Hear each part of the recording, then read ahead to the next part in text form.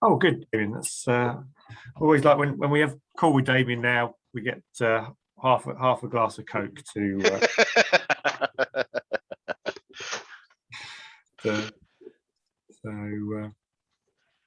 So welcome to this month, September's book club, and this one was Clive Woodward, who's I'm not sure he's still involved with Action Coach. I know he's involved with a local company down here, a computer company, but we've had him speak a number of times. I think Bruce, you saw him up in Cardiff. Was it Cardiff we went to? Where do we? It was somewhere else, a bit further north. Is it like at Ironbridge? Is it up there? Oh, yeah, the business. Telford way, wasn't it? Yeah, that's right. Yeah, Telford, wasn't it? Yeah. So he's been actually. He was down. He did a Chamber of Commerce or IOD talk a few years ago down here. So I've seen him talk a few times. All I'm glad is he didn't narrate the book, so I listened to it on audio.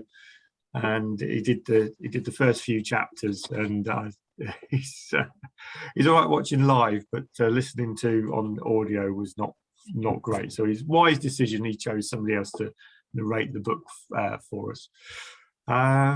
So yes, good. But any sort of overall impressions from people? What were your thoughts, Gary, overall on the book?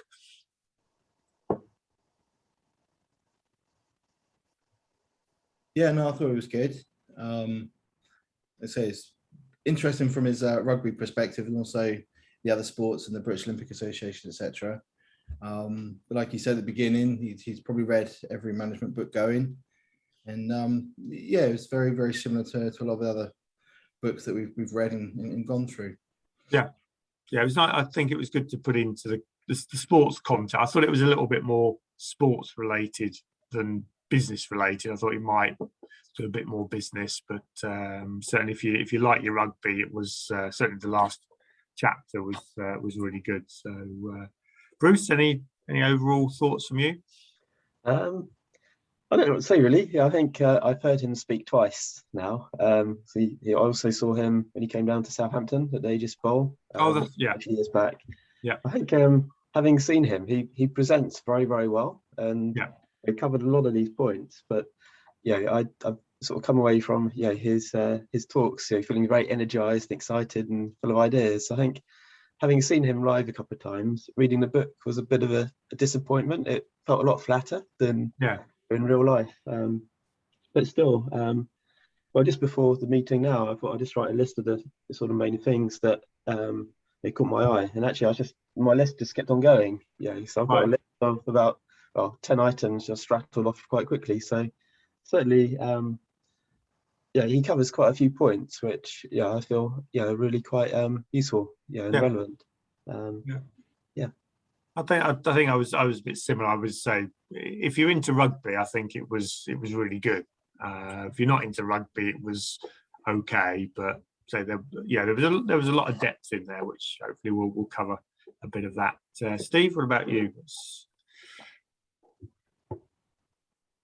Yeah, I thought it was good. One of the things I liked about it is when he was looking at doing things in slightly unusual ways. So sort of, obviously a bit of cliche, but thinking outside the box. So things like taking a lawyer on tour and taking, I think it was a chef on tour as well, and things like that. Yeah. So that was, I thought that sort of stuff was quite interesting, and sort of asking, we probably covered this in a bit, but not just asking the senior people what they thought, but asking the whole team. So that was one of the main things I took away. I thought it was quite good. But I quite enjoyed the sort of rugby aspect actually, because I like rugby. I don't know a huge amount about the rules and stuff, so that was quite different compared to normal business books. So I thought it was good. Cool, good. Clive, I know we had a chat yesterday. Not a rugby player, but I follow your thoughts, Kevin. I thought I didn't really understand a lot of the rugby terminology, but the facts behind that and the business rules, the business sort of leadership things he's bringing out were really really useful. So some certainly some interesting interesting sort of thoughts and ways of doing things came out of it.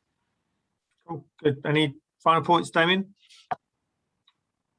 As I mentioned earlier in the week, I'm afraid I only got to about 150, page 115, but it was interesting. And I kind of, obviously in the front book, it was all about working as a team and pulling together, which kind of, and I thought was interesting. Yeah. Cool. Good. So let's, oh, come on. Are you going to work? Yep, there we go. So I think this is your first book club, isn't it, Clive? So welcome. Or have you done one in the past? Yeah, second one. Okay, cool, good. Well, welcome back. It's all about sort of just getting that focus. What can we learn from a book, and then sharing that learning, because often you'll read it and somebody else will read it, and you'll see it from completely different aspects. So it's good to reinforce that. So this is our little book. For those that aren't aware, Clive was actually in business. He was in, I think it was photocopier sales, and had grew a pretty successful business, but was a rugby player. Used to play for England, British Lions, and then got into business when he retired, and then came back to coaching. And I think he was quite good. He said, I didn't have any coaching qualifications. I just took what I'd learned in the outside world and applied, and brought it back into the sport, into rugby. And then obviously he had a small stint at Southampton before joining the 2012 World Cup team, and made that the success that it was. And I think a lot of that has to be sort of put to his meticulous planning, because he is a pretty detailed individual. So, I mean, it was quite interesting how he sort of laid the book out. He sort of had, I think, pretty much sort of 15 chapters. And the first bit was like an introduction to teamship, talking a bit about the match-winning team, but then it sort of gets into detail when he starts, to chapter 5, and so it puts the full-back position and talks about the actual player, what the role is. I actually didn't realise that every number actually has a position. In football, it's all a bit sort of more fluid, isn't it? You've got numbers, and they can be in different positions, apart from goalkeeper, which is always one. But these numbers have specific positions with specific targets, what they're trying to do. So chapter 5, the fullback position, talent alone is not enough. The DNA of a champion. And I managed to pinch this slide off one of his. I just googled it. Basically, this is one of his slides from one of his presentations, which I think sort of sets it out quite nicely. So, Damien, what was your sort of thoughts around this chapter and this sort of DNA of a champion, and his sort of views around that? Yeah, I thought it was interesting the way he broke it down and he talked you through it. I'm trying to...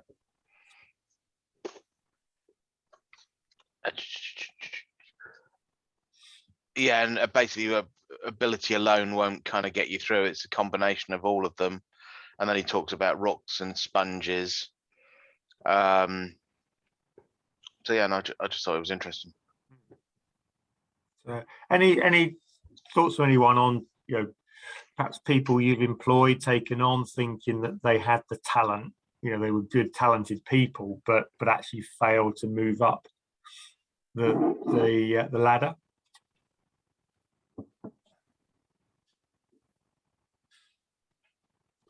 Yeah, I think like you say, talent alone isn't enough. And like you say, sometimes you take these people on, they're very, very capable, and then it's the soft skills that then let them down. Yeah. And then usually for us, it's all about attitude. Like you say, you talked about the sponges and the rocks. You end up with a rock. And there's not much else you can do. Some people are quite happy. you know, and they'll be a rock. They know they're a rock. They're happy to be a rock. You know, this is my job. This is what I'm going to do, and that's fine. Then you get the individuals like, I want more. It won't change, but won't learn. Yeah. And then that's when you start to struggle. Yeah. Yeah, I think that's, you know, that is a big thing, you know, when we're recruiting and when we look at the teams that we've got, you know, I've always found it, you know, quite frustrating when you see people with the ability, you know, and they've got the talent, but God, they just don't move from there. They sort of get in their comfort zone, and where there's a fear that if I step outside that comfort zone, that, you know, I might not be as good. And I was with, I did a coaching session with the coach of the Hungarian Olympic shooting squad many years ago, and I'm not sure I knew about this at that stage, but he was talking about the way they bring on the new blood, and they used to sort of say, right, if they would look for the kids that won all the competitions, so you take the best of the best in the sort of, you know, 12, 13, 14-year-olds, and then you take those best people and then train them up to be Olympic champions. And they always struggled. They took these people and they never won any Olympics. They always struggled to do it. And then they started taking the guys that came in second and third, that were always sort of, you know, didn't quite make it, but kept at it. And what they found was that teachability. They were always willing to learn, always willing to try harder. The people that had won almost sort of said, well, yeah, this is easy. I can win this with my eyes closed, and never tried. So they found it was much easier to work with those people that had a teachability and were sponges, rather than taking the more naturally talented people who just relied on their talent and weren't going to go any further. So that was quite interesting on that one. So, anything else from, you know, for you, Steve, on this one? Because I think it's such a powerful slide, this. Yeah, I think, looking at my notes, I think this comes under this section. One of the things he was covering is sort of leading by setting an example. So obviously that's kind of under the coaching. So rather than just telling people what to do, dictating to people, you actually, you know, you lead by basically showing people how to do it, rather than, like I said, just being a dictator effectively. I think he even covered that when he said that. So yeah, I think that was quite an interesting one. So cool. Bruce, what about you? Anything stood out for you on this one?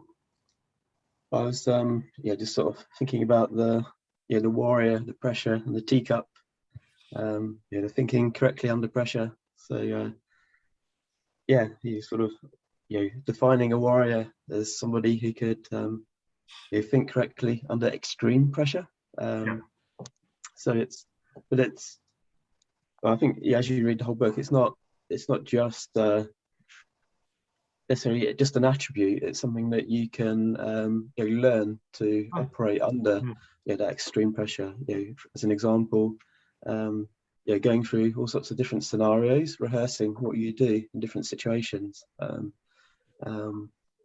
so that when you're then put in that situation, you already know what to do, and it's then not stressful. You get on with it and you perform really well. So I like that one. I think there's a good synergy with this, with being in business. We've all, in the last 18 months or so, been through immense pressure. And it's those people that can think clearly, been able to think clearly over the last 18 months and actually not blame, excuse, or run away from it, actually stand and face it and then deal with it. And then the more you deal with pressure situations, the more you're able to deal with more pressure situations. I think it was later on where he was talking about training them, sort of throwing things at them, pop quiz, last 5 minutes we're on the sort of our own sort of 22, we've got a line in, what do we do, and keep pushing that and getting people to think clearly and make quick decisions, you know, when you don't need to, when your life is not a life or death situation, but you're training so that when it is a life or death situation, you can actually cope with it. So I think he talked about they did the SAS training as well, didn't they? As a way to actually to do that. Was that the Royal Marines? And Royal Marines, yes. Set them up. Yeah, that was interesting, sort of saying how some of the team excelled in that environment and others didn't. And I think he went on to say that part of the winning team in 2003 had excelled in that Royal Marine training as well. So, but as Bruce said, you know, that's very much being put into a pressure situation, something outside your comfort zone, and seeing how you perform.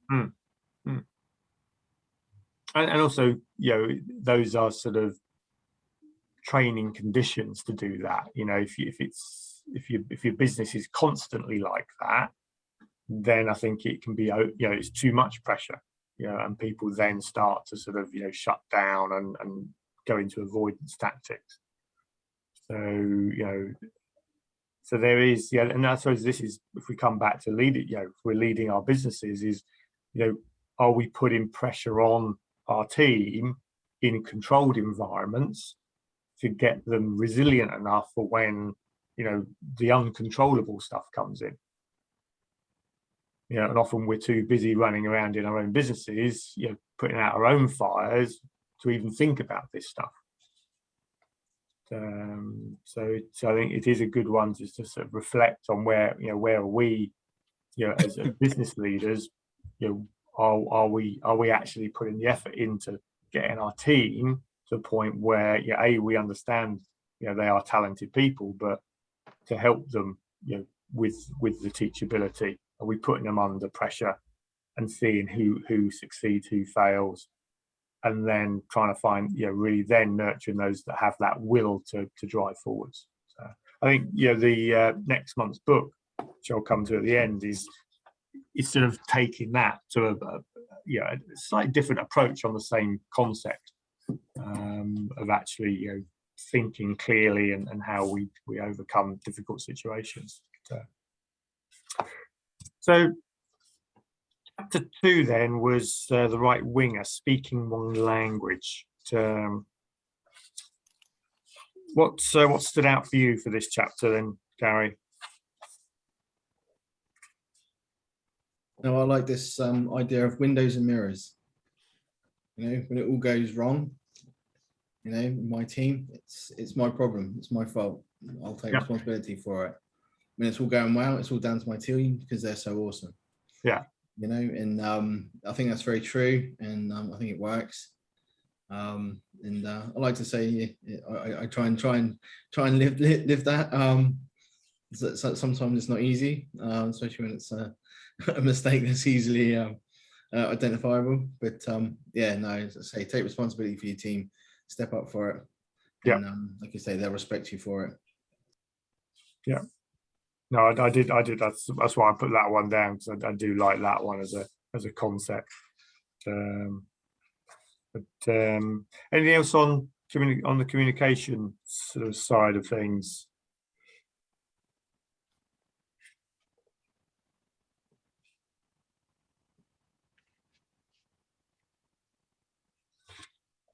It was interesting how he controlled the conversation quite often with the media. Yeah, and he communicated in advance, kind of where he wanted to take conversations. Yep. And potentially to remove pressure from his team. Yeah, it was interesting how they sort of, with the players as well, they said they shouldn't sort of talk negatively about the other teams to the media because it might fire them up and get them more motivated. So yeah, it's sort of related to that as well. I thought that's quite interesting. Yeah, so control the messages internally, control the message externally. You know, communication is extremely powerful. You know, I think I had a client the other day, and they had a WhatsApp group, and one of the team put some really negative stuff on the WhatsApp group, about another team member. You know, and it was, I mean, in a way it was true stuff, but it's you just don't do that. You know, so managing communication within our own teams, you know, what we say to each other, how we say it is vital. You know, if you want a successful team, you've got to understand what's going on there, and also the messages that we're putting out. I mean, if you're a bigger organization, you know, and you don't see what's going out into the, you know, the outside world, you know, it's very, very important to manage that, because those words can have, you know, serious impact, you know, within the business, and keeping that direction and vision. You know, that's why we always say vision, values, and purpose is so important, because that provides you guiding principles to ensure people are speaking that one language. The other one I thought was quite interesting out of that is the way with the selection, he tried to always 24 hours in advance talk to people that weren't getting selected, so that they then then they were their time to swallow that, so that once the announcement was actually made, they instantly congratulated the people that weren't, that had been selected. No, I think that again, you know, you're preempting the negative feeling. You know, if somebody's let down and they're not on the team, they're going to feel negative straight away. You can't help that, but that doesn't help the morale of the team. So do that early, get them sort of thinking positively, so that they already know, but so you can get out there and keep that motivation going. So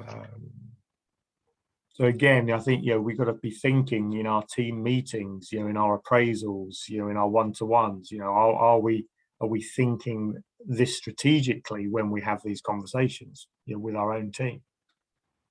You know, often we just it's easier just to sort of, you know, just say what's on our mind, but it's not always in the best interest of the individual or the company as a whole. So I think, as he was saying about his teamship rules, getting everybody to sign off, you know, sign up to those set of rules, and as you say, you know, culture beliefs was important in that instance. Very, very much. I mean, that's a big part. I think there's a chapter on the teamship rules, and, you know, actually signing the black book and adding to that, and the team being part of their own rules. You know, these are not rules I've set that you must abide by. These are rules that we've set as the team. And then when a new member comes in, it's the team's responsibility to get that new person to actually sign up to the rules. So yeah, really, really powerful. So what about the winning culture then? So chapter 7, outside center. You know, if you don't believe in yourself, why is anyone else going to believe in you? So, Steve, what stood out for you on this one? Quite a few things actually. There's quite a lot in this section, and one of the things was, I think it's similar to good to great, when he's saying about picking the right people, putting them in the right positions, so sort of the right people on the right seats in the bus, that kind of thing. So that's obviously a good, important part of having a good culture and a good team. You know, people have got to play to their strengths, and they've got to be happy with the roles they're doing effectively. So that was one thing.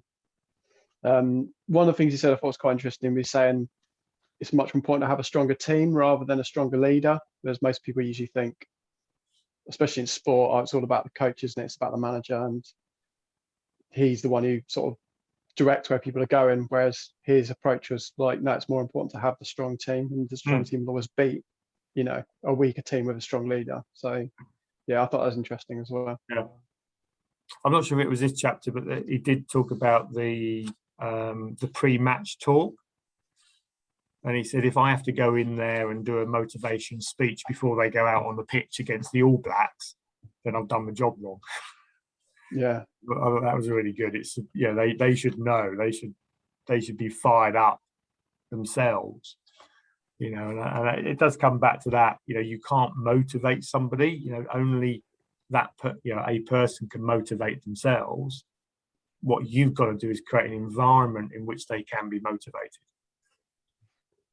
So, thinking you can just do a sort of a riling speech and everyone fired, get everyone fired up.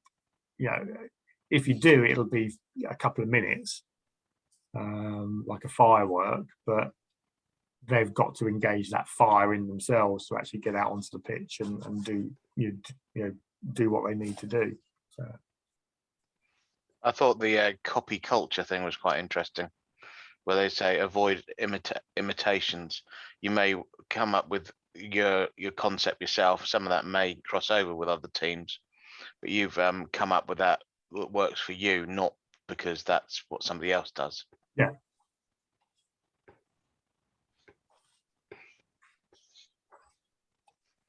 Yeah. The other thing, I think, I'm not sure if it was this chapter, but he was saying about getting all the partners and wives and everything on board, taking them out and getting them into that culture as well, that they all feel part of the that winning culture. Sort of getting them on board was that one of the, what did he call it, one of the critical non-essentials, or I can't remember, but yeah, that was quite interesting. I don't know how, it's sometimes difficult to do that in a business environment sometimes, but yeah, important, I guess. I mean, it is. I mean, I think one of the, if I know sort of Bruce, you guys do that quite well. You have your sort of, annual barbecue, and the team come along, and you bring the partners and their kids, and so the family are integrated into the business. The other thing is when you recruit, do you actually interview the spouse? Do you allow the spouse to actually interview you? Because if that person's deciding, should I go for this job or this job, they're going to talk to their partner. And if their partner's got no real idea of who you are, what you stand for, then they're not going to sort of help sway that decision. Whereas if you get them bought into the fact that you're a great employer and you're great people, then they go, oh yeah, I really like that, Clive. Your boss, Clive, I thought he was really great. So I think you should go there. And in today's world where it is getting tougher to recruit good people, we've got to be looking at these critical non-essentials, these little extra 1%ers, because they do make a difference. If that's the difference between taking on a great person, and not taking on a great person, then we need to be thinking strategically within our recruitment processes, to actually achieve that. And also, our retention. Are we actually working on retention of our employees? Looking after them, making them feel valued, making their family feel valued. If it's just a transactional agreement, I come, I do work, I get paid, the emotional bank account is pretty low. So if something happens, they're just going to go, sod you, I'm off.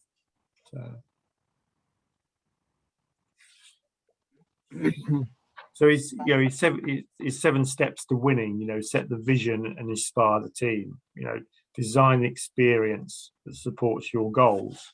Culture that nourishes that vision. Infrastructure, effective systems at the core of the business. Lay the foundations to a team culture.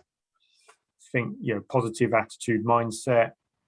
Plan, for the organisation. And then, coaching and playing, cycle of business operation. You can experiment, try different things, keep pushing. Those are, I think those are just great things to consider. But the underlying essence of that is, as a business leader trying to implement, you need time. You need time to be able to do that and think about it and actually act on it. If you're running around, putting out fires, none of this will happen. And that is, I think, one of the toughest things within a small business. What about any sort of things on there's page 102, England's critical non-essentials? Yeah, I like that sort of the marginal gains sort of concept. I thought that was good. And I think he mentioned the British cycling team, and I actually recently heard on like a podcast or something about that, and that was really interesting in terms of. So I think they went from they'd never or almost never won any Olympic medals to pretty much winning everything, and that was all same as he said, down to those tiny little things like the temperature of the rooms and eating the right food and all that sort of stuff. And the same thing with obviously the rugby team as well. They were just looking at all the tiny little things, like I said at the beginning, with having the chef and having the lawyer with them and having the family. So yeah, I thought all the marginal gains thing was interesting, definitely. Yeah, the chef, because of the bout of food poisoning in Sydney. I think Bracefield, take your own pillows, because everybody sleeps differently, and we end up with a pillow we like. If you go to a hotel room, the pillows are never right, are they? Always too flabby, too big. So if you're not getting good night's sleep, it's going to affect your performance.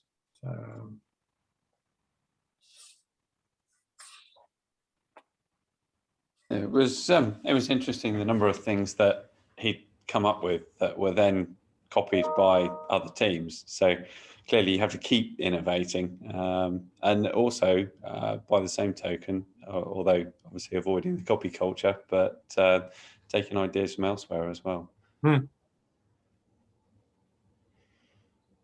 Yeah, I think it is that, whatever comes up, somebody's going to copy, or it's going to be sort of yesterday's news. So you've got to keep looking. What's the next thing?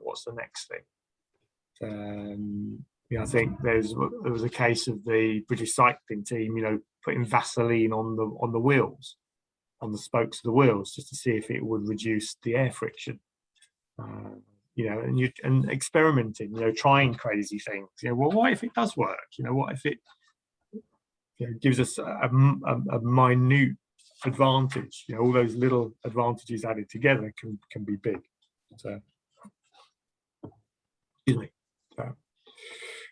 So next chapter, inside center, performance behaviors and 3D learning.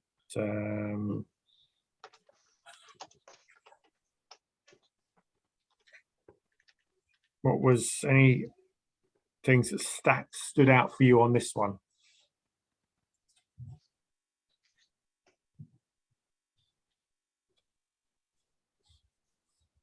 What was your thought on page 114? Was giving the players key responsibilities? I was going to say, I thought that was interesting the way they broke it down. I can't really comment beyond then, because that's where I got to. Right. I think it's obviously similar to this previous chapter in terms of the discover section. It's again sort of going back to the marginal gains and the innovation, which comes in a bit later on. Obviously, distill is quite key in terms of you're looking into all of these areas, but then you have to sort of, I can't remember exactly the word, you have to put it down to almost a phrase for each thing so people can remember it, because if people can't remember it, then it's impossible to implement. So that's, you start with all these big ideas and then you have to sort of condense it down. So then once you've got that, obviously you can execute and sort of go to the do phase. Yeah, distill it down into a checklist, something that's really small and concise, that it's easy to pick up and learn. So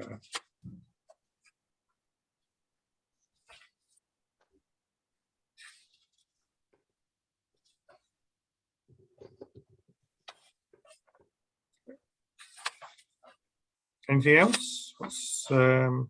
Was that the chapter where he got the skin tight shirts? I can't remember now. Or was that a different chapter? That was quite interesting. I don't know if it's that chapter in the do bit, but he got them all skin tight shirts, and that helped them to win some of the tackle. They kept that a secret, didn't they? And because I think one of the players was stopped from scoring because the opponent team just managed to grab hold of his shirt and stopped him getting through. So and then it was a case of, he went to the England Rugby Board and said, I want to change the kits to this, and they turned around and said, oh yeah, they came to me 6 months ago and offered me this, but we didn't think it was right for the sport, because we've always worn baggy rugby shirts, and you could just imagine Clive Woodward's face. It's like, what are you doing? So this tradition, the way we've always done it, not looking, not keeping an open mind for something new.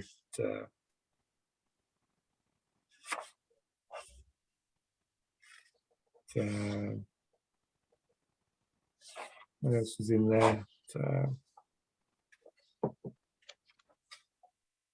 No, I thought that's a 114 was, there's 7 points of culture, or 7, team defense, team bases. They broke it down distilled it down into key areas, but then gave a member of the team the responsibility for that particular area. Make it really clear, these are the things that are important to us. Right, now put somebody in charge of it. Make sure they're the right person, but give them ownership.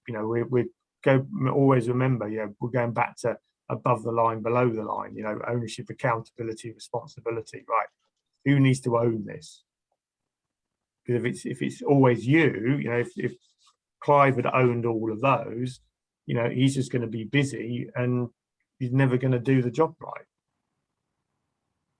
And that's why we need to build our team around us to have good people that we can pass this responsibility to and say, right, that's your responsibility. Get on with it. I'll hold you accountable, but you own this. Yeah, and too often we hang on to things too long, and so we become the blockage within the performance and the growth of the business.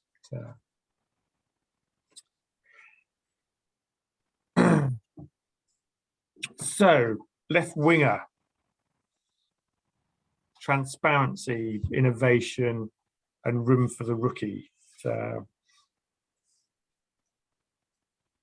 anybody have anything that jumped out them for this one?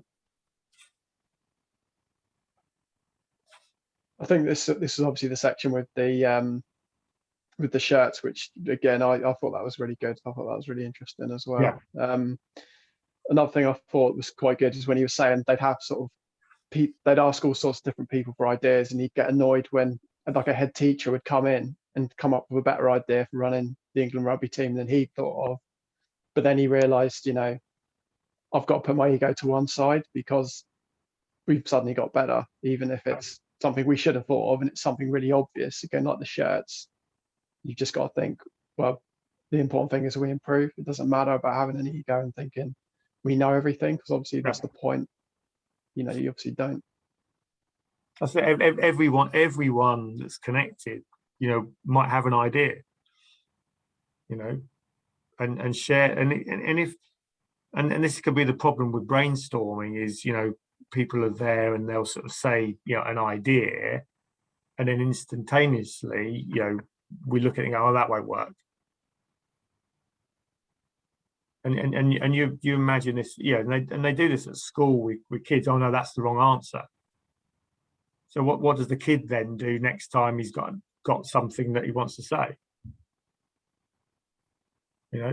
Just doesn't speak up.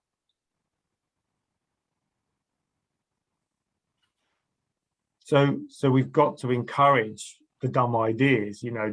It's hard. I'm the more C you are as well in your profile, the more you're inclined to do this. And I still catch myself doing it. Somebody says something and my brain sort of goes into, okay, yeah, but that's not going to be right, is it?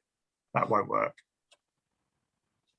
And it's almost we're shutting down the spark of innovation. Innovation and ideas generally spark.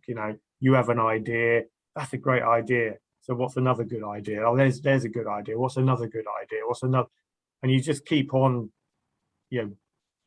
brainstorming. Getting out all these great ideas. Then you take a step back and then you analyze them. So there was I don't know if anyone's come across Six Hats Thinking.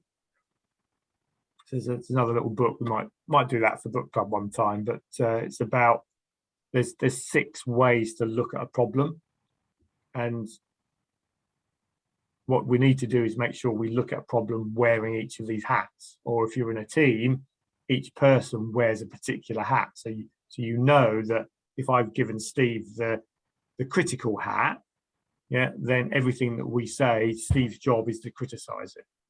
But we know that that's what he's going to do, so it's not unexpected. And you know, Steve knows that, you know, he's got the sort of the devil's advocate seat.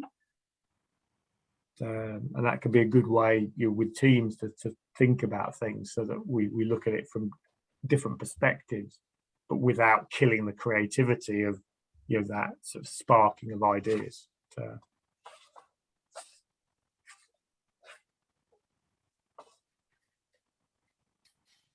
Andy, anything else from you in this chapter? It covered kind of the technology side of it, and using I forget, was it Prozone or something Prozone, yeah, where they were using to produce all these stats and things. I mean, I guess that's not dissimilar to you know, the work that you encouraged us to do when we first engaged around KPIs and all that. You know, what gets measured gets improved.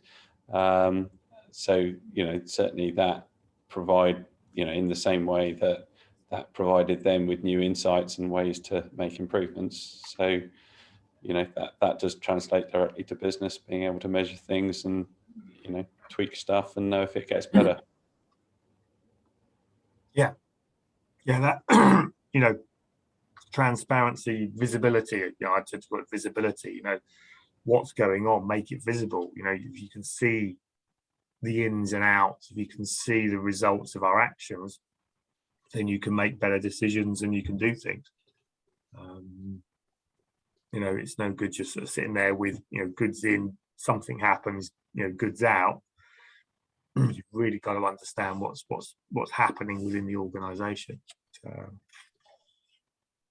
So yeah, I think that, yeah, and you can see that in sport all over. You know, the feedback they're getting. I'm sort of, yeah, I don't know if you're watching the build up to the Ryder Cup at the moment. So, but the way some of the players now are taking golf, I mean, sometimes it's detracting from the game because it's slowing it up, but the analysis they're putting down, because it's such fine margins, you know, and they're looking to, I think I saw, you know, Bryson, who's this American who's hitting it longer than anyone else.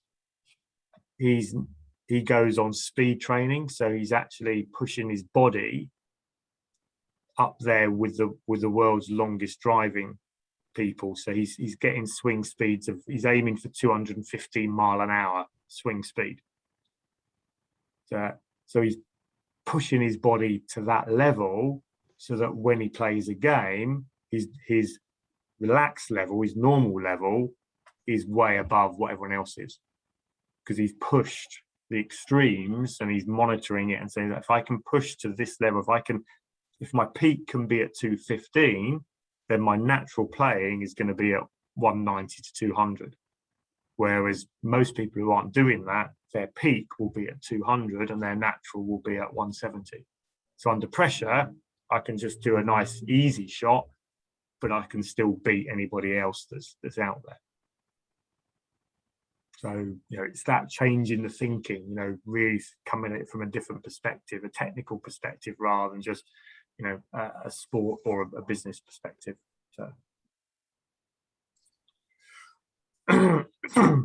So fly half then. I'm not afraid of any army of lions led by a sheep. I'm afraid of an army of sheep led by a lion. Certainly. Alexander the Great. Don't we love Alexander the Great? So.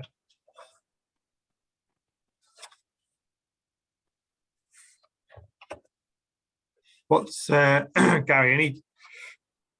I always seem to pick you for these ones, but the Energizers versus Energy Sappers. Yes, it's quite good. I think it's quite simplified, where it's just, you say it's either one or the other. you get Energizers and get sappers in the team. But it's very true.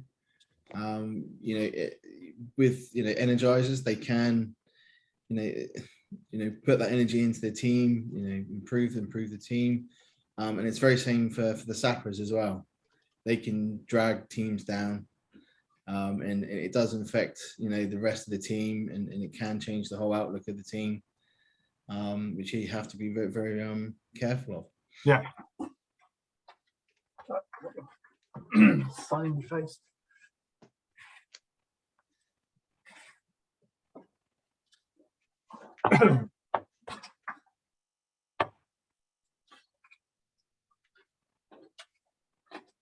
So anyone else had some bits from this chapter, sort of on the beyond number one?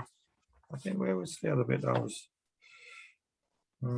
Said the difference between madness and obsession.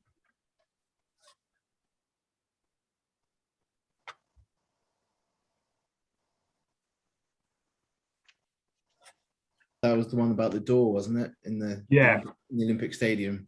Yeah. I think it goes to show, the personality of Dave Brailsford. Yeah, you wouldn't want to be stuck in a lift with him, would you? No, that's it. Like I say, even Clive was saying, I don't know if he was taking the mickey or what, but yeah. But like I say, marginal gains, and you get those sort of characters, those alpha characters, and yeah, interesting. Yeah.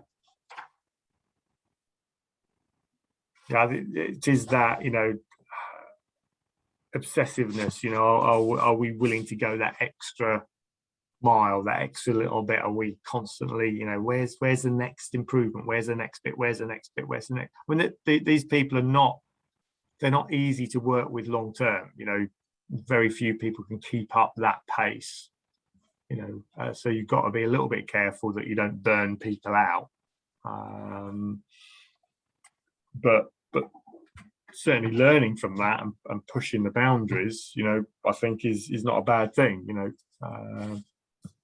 It's that what they call it, interval training. So you do something, quick burst, and then you take a break. Quick burst, you take a break. Quick burst. So can we build that pace into our businesses? You shouldn't be constant trying for growth, but we could go for growth, then consolidate, grow for growth, then consolidate, and have these periods on it and a period of relaxation as well. But again, we've got to be aware that the team have got to understand this, so that they're aware that this is a growth phase and this is a consolidation phase. Otherwise, they're going to, what the hell are you doing? 1 minute you want loads and loads of sales and you want growth, and the next minute you're saying it's not that important.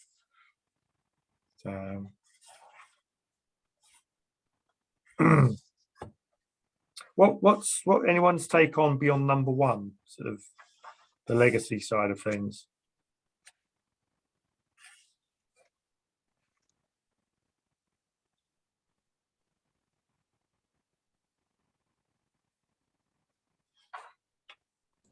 I guess it comes back to what you were saying about the golfer when we were talking about the last chapter. It's don't stop because you're the best. Otherwise, somebody else is going to move ahead of you, and you're just going to get complacent, and you're going to end up getting worse. You've got to keep pushing, and you've always got to be, thinking of the next thing, and how you can keep improving, and trying to hit a target that is, beyond your personal best, not just beyond what other people are doing. Yeah. So there's always, there's got to be a goal. That's what drives people. That's where the motivation is. Moving towards something. Or we go into sort of complacency and back into that comfort zone. He cited that Olympic swimmer, didn't he? That got the best time in the, just before the final, and then in the final she she blew it, sort of thing. Yeah. And I think she said that, you know, she'd already thought that she'd won, and that she'd lost the motivation. Yeah. Oh, was it? Where was the bit on the divers? Did you? I'm not sure we come on to the divers one, but did everybody sort of like the pressure that was the teacup thing, wasn't it? Yeah, the Creek divers. Yeah. When we saw the talk, he actually showed the video clips of that, and it was hilarious. You know, it was just like, because they hadn't prepared for being, you know, interrupted. It's just completely unbelievable, wasn't it? Really, yeah. How they can be so perfect and then completely cock it up to a massive extent, and not just one, but a few of them. Yeah, consistent, wasn't it? And was it the Greeks that won in the end? And you know, they were about in 9th place or something. Yeah, they're all just completely falling apart because they just couldn't. They just were in completely wrong mindset. And then if one goes, the other one's, oh, now's our chance. So they're thinking differently, and then they mess it up. So yeah, you can see that. So scrum half. Never stop asking why. A genuine leader is not a searcher for consensus, but a molder of consensus. So I think that's quite an interesting one. We're not looking for, everyone's point of view and not making a decision. We're looking to actually influence and mold that consensus so that we can lead people, get people's hearts and minds. Not just telling people what to do or, asking around and then not making a decision. We're actually trying to mold that into our way of thinking.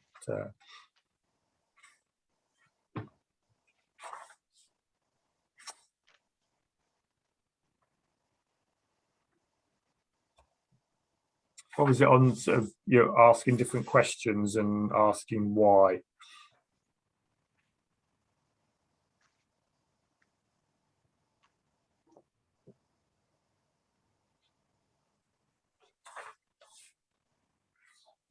It's that kind of sort of back to basics sort of question asking, isn't it? And kind of saying, his example that he gave of, well, what if we just went for drop goals, and what would that mean? And sort of taking, exploring hypotheticals with extreme positions to kind of understand what the possibilities are, and from that then actually generating new ideas and new strategies. So I feel, well, what if we did this, what if we did that? And I think, I'm a few, I don't see anyone here, but we're working on a few budgets for next year, and I've always seen the budgets as being the what if. What if we did this? What impact would that have? Andy, you were doing the quote for sort of a new line, weren't you? And it was, well, what if we charge this amount? What if we charge that amount? What if we change the model? These are all things that we should be doing on a regular basis. Really questioning the status quo. And thinking, well, what if we did change it? And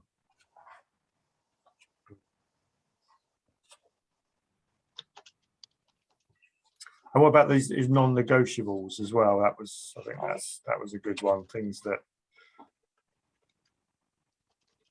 we're just not going to sort of give up on.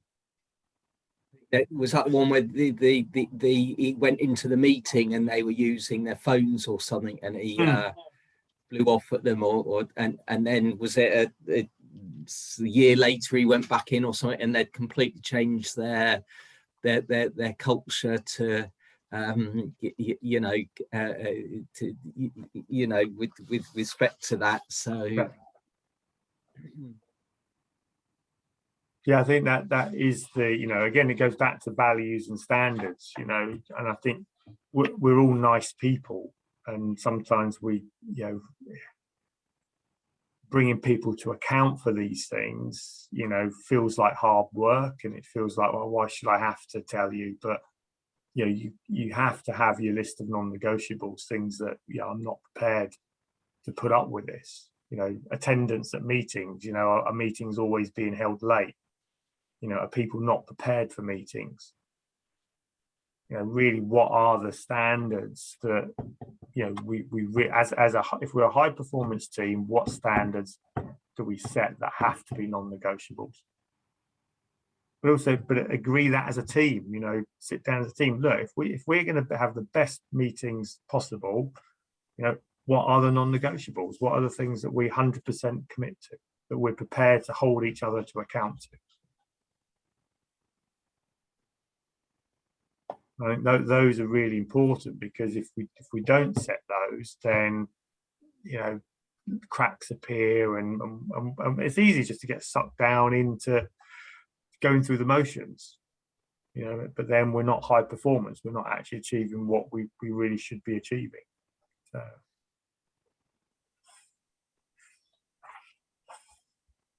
No, we recently had an example of some, because for us it's timekeeping. Like you say, it doesn't matter what time you start, but if that's been agreed, that's the time you start. Yeah. And we had someone that didn't really take that to heart, and didn't really understand that. No, we mean that. And like you say, it's like those sappers. It infects the team. It starts to then, well, if I've got to be here for 9:15, he's supposed to be here for 9:15. Why aren't they here for 9:15? And it just got to the point where it's like, thank you, but no thank you. Yeah. So on that point, you did see I'd extended book club to 9:30, did you? So because we were struggling to get through the book by 9, so I thought, rather than always running late, I'll just change the rule and say plan to go to 9:30. So I'm going to dip out about 15:15. Okay, cool. So then I think I did find in the book he did start to repeat himself a bit. So things he dealt with earlier on, he sort of he went through in a bit more detail, but different sides. So then he talked about teacup, which I hadn't realised he'd actually nicked from somebody else. From Yehuda, so called it Sept.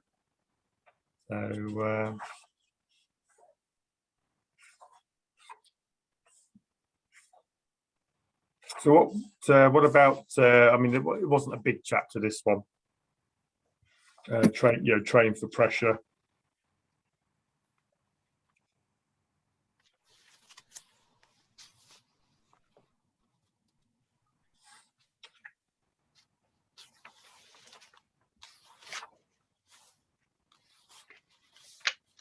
Yeah, I was saying to Bruce last night when we were talking about this. There's in some ways that there's a difference between the sports where you're spending a lot of time preparing for a short event, and business where the event is much more ongoing. Yeah. But I think there are things that I think you can take from it directly for particular roles. So for instance, if you're in a sales role, then preparing different scenarios of what the customer might throw at you, curveballs, and helping you to be prepared when you go out and you make that presentation or whatever it is you're going to do. But equally, I think there are sort of less direct parallels in terms of some of the stuff that Bruce talked about at the beginning, where you're running different scenarios for the business such that you're prepared when they happen. And I know this was something that we spoke about as we sort of first went into the pandemic. And all right, well, okay, the situation has suddenly changed a lot. What if this happens? What if that happens? What are our triggers for doing certain things, so that if we need to act, then we act in a timely way and at the right time, and in a measured and thought through way, rather than not preparing and leaving things too long, or being reactionary. So yeah, I think there's definitely parallels there.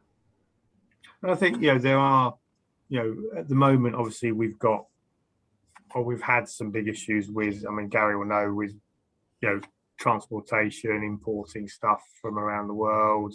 We've got issues with staff. G's got guys off, so he's having to actually jump in a lorry and deliver goods. We've got energy prices that have just gone through the roof. We've got probably a big bout of inflation that's going to happen. On the back of inflation, we're probably likely to get interest rate rises.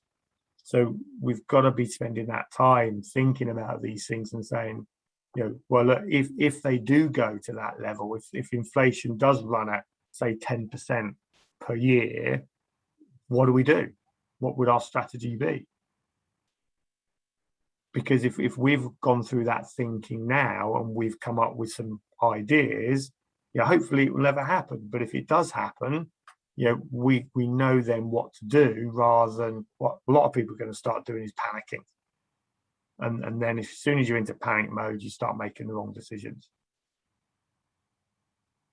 So, if you go back to the old, SWOT, strengths, weaknesses, opportunities, threats, am I really thinking about my opportunities? Where's my threats coming in? If this happened, what would I do?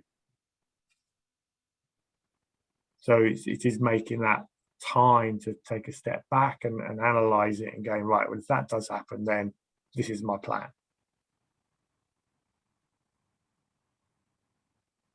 Okay, so it is thinking about that. One question I had: what is Alex Ferguson's hairdryer? Is anybody into football? Does anyone know what that is? Because he mentions it doesn't explain what it is. So. I think I know what this is. So I think basically, I don't know why I call it hairdryer, but I think basically it's like a metaphor for giving the players an absolute rocket. So when they're doing really badly, you like shout and scream. There's a few other football managers who are famous for like throwing stuff around the changing room and stuff like that. And I think that's basically what he means. Right. Because I was trying to think, are you blowing hot air up their asses, or what's? It's about going in there and doing a bit of a shouting just to. And I think that's the key thing. If it's a strategic decision to go in and give people a rollicking and a shouting, then that's okay. What most people do is they do it from the emotion of an event, and haven't planned for it, and then are not ready for the repercussions of what will happen as a result of that. I think they were talking at some point in the book about, if you're always blowing your top, then it becomes normal, and your team, is off again, and just don't listen. But, if you reserve it for the bit when it really matters and it's important, everyone will listen, and that'll be a big message. So you're right, sort of using it at the right time. I think that is a key one. So thank you for that. So I know what the hairdryer is. So I did think he brought a hairdryer in, and I couldn't quite work out how you just certainly doesn't need one now. No.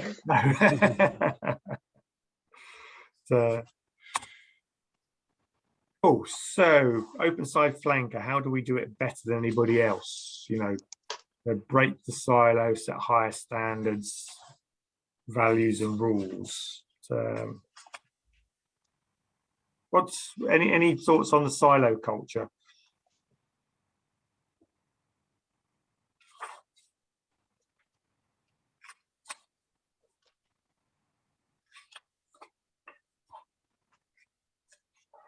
I think for large organizations, especially the corporate sort of style organizations I've worked for, silo thinking can happen, sort of thing. My team versus that team, this department versus this team, or this market against this market sort of thing. And like you say, communication is key to try and break down those barriers and, you know, try and work together. You know, the whole point of a team is that you're bigger than the sum of the parts. Yeah. And I think, like I say, he goes on to, you know, make it important to, you know, try and break those silos down. And it must have been tough, you know. You said about what 26 different sports in an Olympic team, you know, and they've all worked on their own for at least 4 years, and they don't really see themselves as a team. You know, they're very introspective. You know, we are the rowing team, we are the cycling team. You know, the work that he did to actually break that down and create that real team spirit, and you could see it, you know, through the even the last Olympics. You can really see how good we are at doing that. And I think, you know, again, a similar thing happens in the Ryder Cup, you know, where you've got golfers who are used to performing against actually competing against each other and working in their own silos. Once every 2 years, they get to come together and try and work as a team. And the European team has always seemed to done that better than the Americans. The Americans never quite they did the high fives, big whoops and things, but it always seemed a bit sort of put on. But then that is Americans, I suppose. But we just seem to sort of gel together as a team and not have those silos. It's interesting about the funding consideration and the fact that you know, basically there's a finite pot that has to be allocated between the sports. Yeah. So it just inherently creates that competition between them, and the better somebody else does, the worse off you're going to be. So he had that to fight against. But I guess the kind of the business parallel there is kind of to be careful what you incentivize. And, when you reward people, you've got to do it in a way that encourages the team, not just the individual. Yeah. And that's why, you know, you've always got to keep coming back to the vision, values and purpose. You know, what is the purpose? To make our country proud. You know, that's what we're here to do. Now, okay, individually, you want to do well and you want to retain your funding, but as the British team, you know, the goal is bigger than that, and that often takes a lot of reminding, a lot of reinforcement, because don't forget, everybody's naturally built. You know, our inherent brain functions, reptilian brain, which is our own personal survival. Thinking about others, you know, our close friends is about the limbic system. People that, you know, we have close proximity to is limbic system driven. High level purpose, thinking about the bigger organization and the world around us, is neocortex thinking. So under pressure, we'll always go back to reptilian brain function. So you're always fighting this, you know, selfishness that every human being inherently has. So the more pressure that we're on as an organization, the more we have to reinforce the vision, values and purpose of the organization. Otherwise, we are going to get silo and individual thinking, which is sort of almost counterintuitive. You know, the busier you are putting out fires, the more you have to take time to reinforce the bigger picture. When you've got time to do it, then it's probably not as important.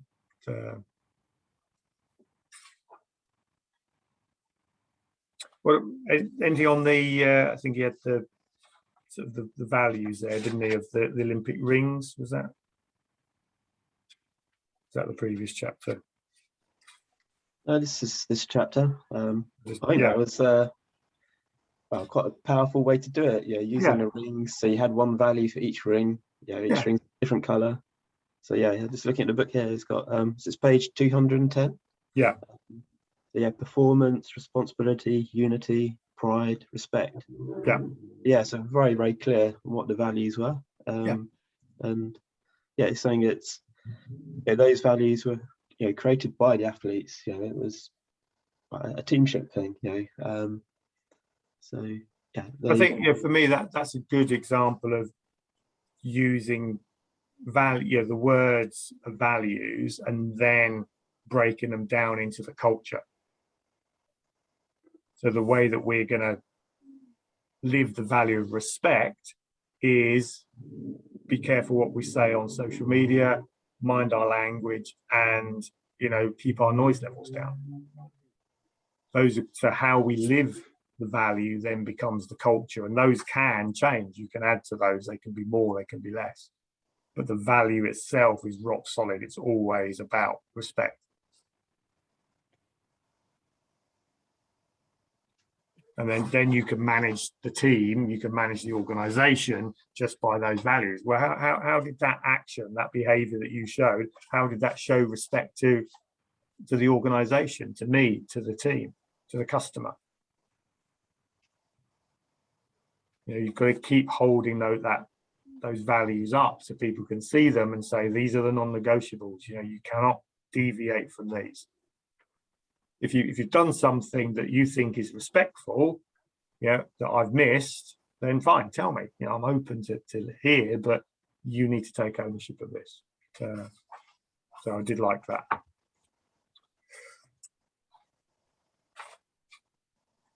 So, blindside flanker, learning the value of self-control, dislocated expectations. Oh, that was quite a good word, dislocated expectations.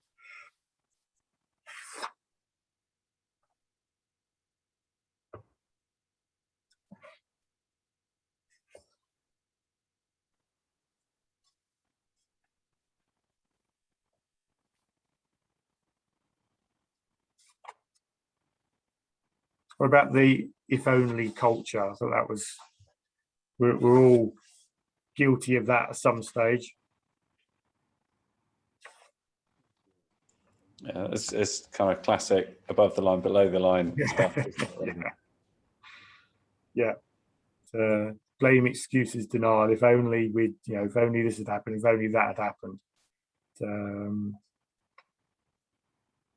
Does anybody sort of catch themselves saying that now? Sort of, you start, once you're aware of being below the line, and you start to think, oh yeah, I'm drifting below the line here. Was it just me? What about the halftime thinking? It was interesting. I'm assuming this is where he basically changed it so that they've got some quiet thinking time during then, rather than just being a kind of raucous shouting and chatting and what have you. Just to allow them to kind of refocus and consider. And I think I can't remember now. Did he kind of set up a bit of a kind of a routine so that they've got page 221.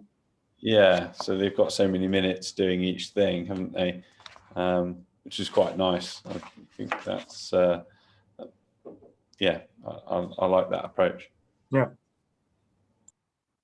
And I think the 0-0 on the scoreboard that's a really powerful lesson. You come in at half time and then you don't worry, the score is the score. You can't influence what's just happened. All you can do is influence what's going to happen. And too many teams come out, oh, we're 4-0 up, and they come out and don't score any more goals the second half, or they're 4-0 down. And sometimes it does spur them on, but often they've given up. Oh, we're not going to win this, are we? Yeah, I agree. I think that 0-0 thing is really good. What I would liken that to is that sort of management accounting sort of mantra of, well, it really doesn't matter how much you spent on it. What's it worth now? Yeah. And applying that to projects and the things. All right, we might have spent all this money doing this, but if it's not going anywhere, that doesn't matter. We still need to stop, and vice versa. So yeah. No, I think, and I often, and it also, month end, reviewing the month's figures. People go, oh, I've got one at the moment that's got all upset that, the last month has not been as good as it should have been. And it's all gone a bit sort of, oh, well, what's the point? It's not as well, it's done. You can't influence it. All you can do now is, what are you going to do differently this month? And often, I'll say to people, look, if today was the first day of your business, and you could buy this business as it stands off me for £1 right now, what would you do with it? And suddenly the thinking changes. It's thinking is, oh yeah, well, if I got this now, this is what I would do. Well, that's what you've got to do. Forget about what's just happened. Same with COVID. Coming out of COVID, forget what's happened. If this was the first day of your business, right now, you've been given it as it stands, what would you do? What would your plan be? And suddenly the thinking is different, and that's what I would call the 0-0, half-time 0-0. Right, it's just the start of the game. So what are we going to do?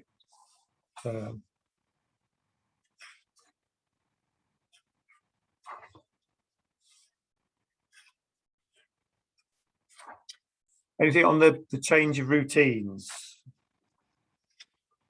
Can go back to that learning culture, a bit of teacup, isn't it?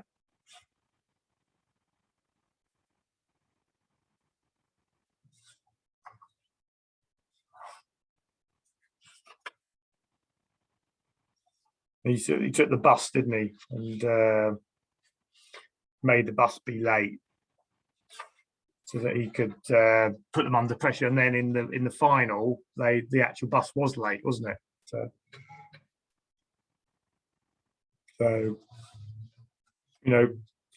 change the routine. Sometimes, in our offices, we get a bit, everyone has their own desk that is stuck there. Sometimes a change to the office layout, move things around, create some change within people's routines, can be good. Too much change puts people under stress.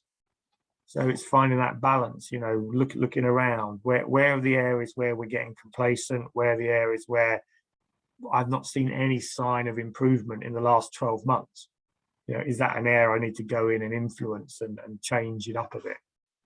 Adding a new person in, bringing new people in is a change. Removing old people, is a change. So don't be afraid. I think the key is don't be afraid of changing things up, shaking things up a bit. And testing. Well, let's try it this way. If we don't like it, we'll go back to the old way. Keep a little bit, keep people on their toes, but it is moving people outside their comfort zone.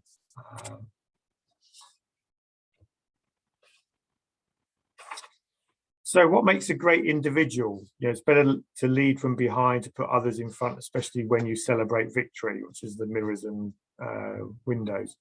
You take the front line where there is danger, the people will appreciate your leadership.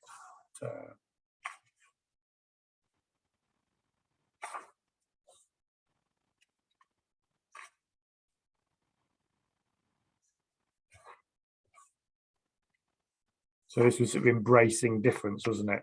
Looking for people who do things differently.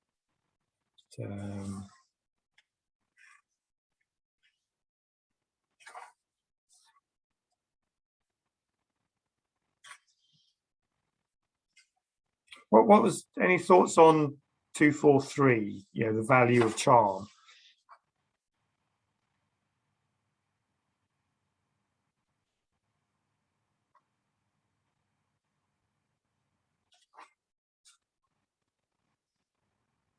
Stunned silence from all my charming people. I think it's true though. You look at a lot of good leaders, and they are quite charming. They to do have a natural ability to you know, influence and be charming. And yeah, I think as you keep saying, Kevin, it's obviously you start with the vision, and obviously you need a certain element of charisma to be able to portray that vision to other people and almost sell your bigger picture of how things are going to be. And obviously that's much more difficult to do if you don't have that charisma. So I think that's probably one of the key points about it, I think. yeah, it's you know,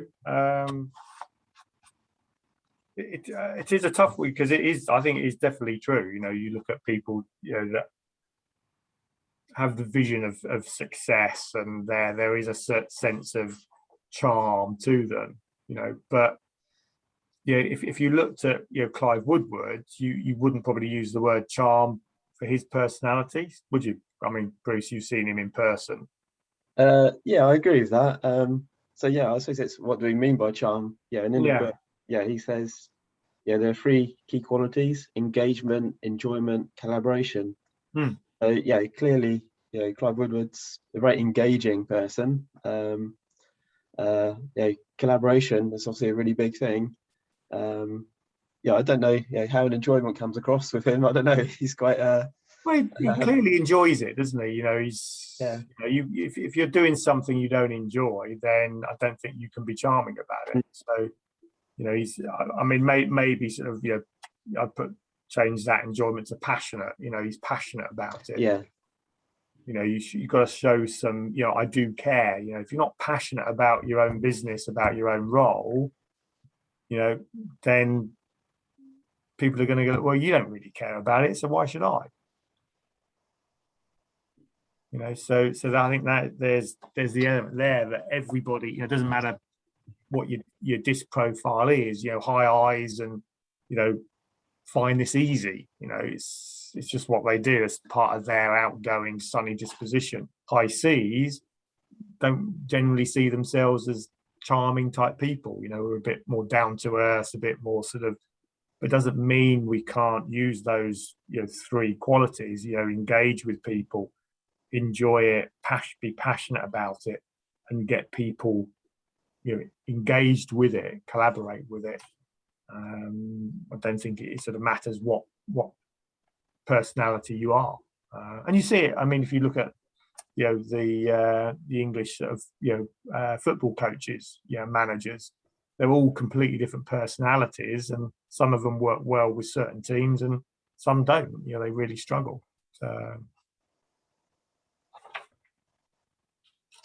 those are quite good. You know, look at the differences, but you know, a key aspect is, you know, to be able to influence them. So just conscious of time. So, you know, where do we go to? Sort of hive learning, wasn't it? And using technology. I think we've talked about that quite a bit with, you know, the use of Prozone. Rather than looking at individuals and personalities, he ended up looking, you know, it was looking at statistics. So, you know, rather than, you know, looking at how well, you know, people are performing and bringing the personalities into it, where's my data? You know, where's my measurements? Show me the numbers. You know, the numbers allow us to make the logical neocortex decisions. People, we will be driven by reptilian and limbic system. Okay, so we need a combination of both. We need the gut feel, but we also need, you know, we need that data, and that hive learning, you know, that sharing of data. You know, we're using that a lot. Your hive learning, you know, they ask, you answer. If you remember that, that's a way of getting our knowledge out there to share with customers. But, you know, are we doing that internally in our own organization, the systems, the processes, you know, how-to videos, you know, are we actually getting the power of the team to share their knowledge so that, in effect, the organization is not reliant on any one individual? So. Have you used that hive learning, Kevin?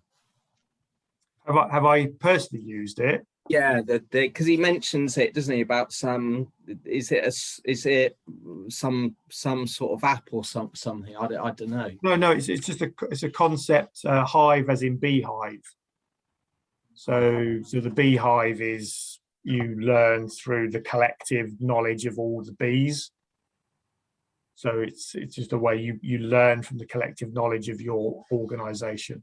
So, but he does go on to say that after leaving England, he then set up a company and developed some software, and he goes into a little bit of an advert for a couple of pages. There was a sales pitch for his piece of software. So, yeah.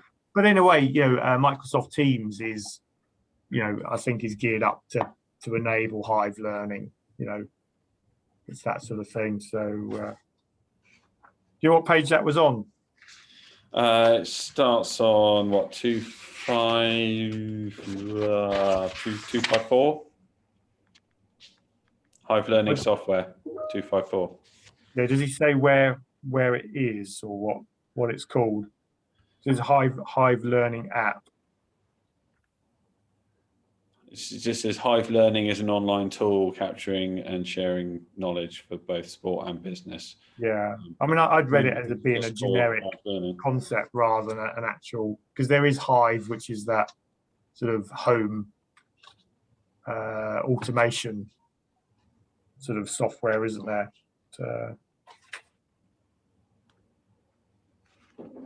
I'd Google it, Clive. I haven't used specifically a specifically designed app for it. It's just things like Dropbox and Microsoft Teams and OneCloud. Those are ways to share data amongst individuals. Was it sponges and rocks? I think we've talked quite a bit about that. About the learning, continued learning.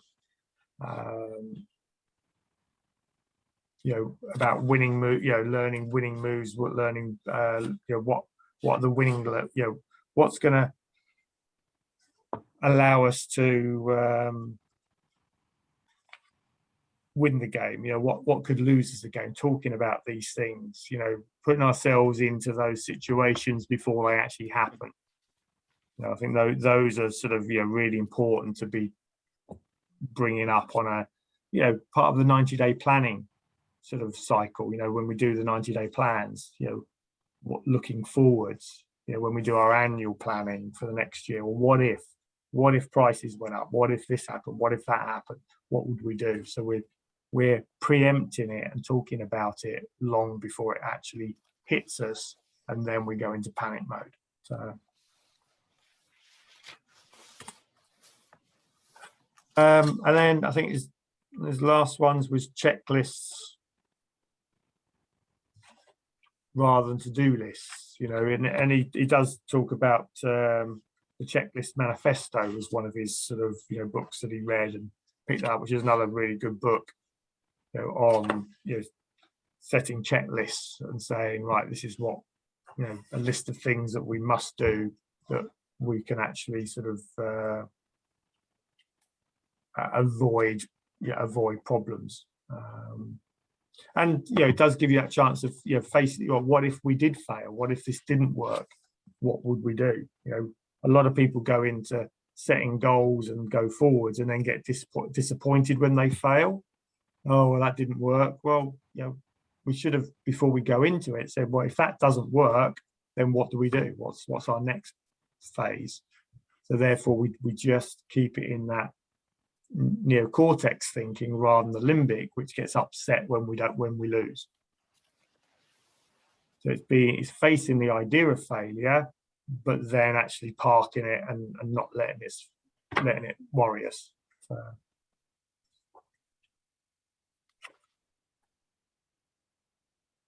And then I think that was the last one. Yeah. So last chapter. I mean, very last chapter, he just talks about the reviews the Rugby World Cup. So if you're into rugby, then that's quite useful. But the last one is that move beyond number one. leave the shirt in a better place. You know, I think one of the key things, and say I don't know if any of you are doing the Step Up workshop at 10, but yeah, it's about, you know, as directors of the company, owners of the company, you know, our job is to leave it in a better place than we found it. You know, if we were the founder, yeah, then what we want to do is make sure that the next generation, the next person, takes it in a good place that they can take it on to the next level. You know, I think you picked that up from the if you read the Legacy, you know, the story about the All Blacks, you know, the way they changed their culture, you know, and they call it sort of, I think it was the shed, you know, leave the shed in a better place than you found it. So even after a really brutal game, they basically meticulously cleaned the changing room. So they always left it in a better place than they found it, back to that culture. You know, what are we doing to actually leave this in a great state, you know, for the next person to take it on. So, and that pushes that thinking beyond just making me some money, you know, earning a wage. You know, it's right, I've got to leave this in a position where at some point I'll either sell it and somebody take it on, or I'm going to retire and, you know, maybe the people in the organization will take it on, maybe somebody else will take it on. So, but often we forget that because we're so caught up in the day to day. So cool. Any final thoughts, Gary, from you?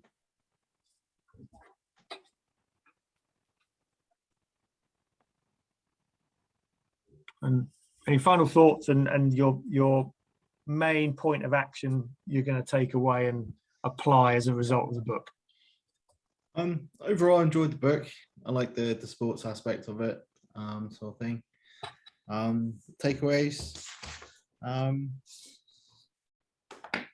think it's like critical non-essentials. Yeah.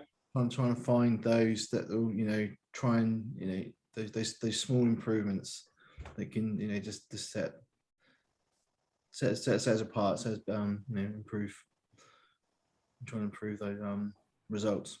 Cool. From a team. So, yeah. Good. I look forward to seeing what you come up with that.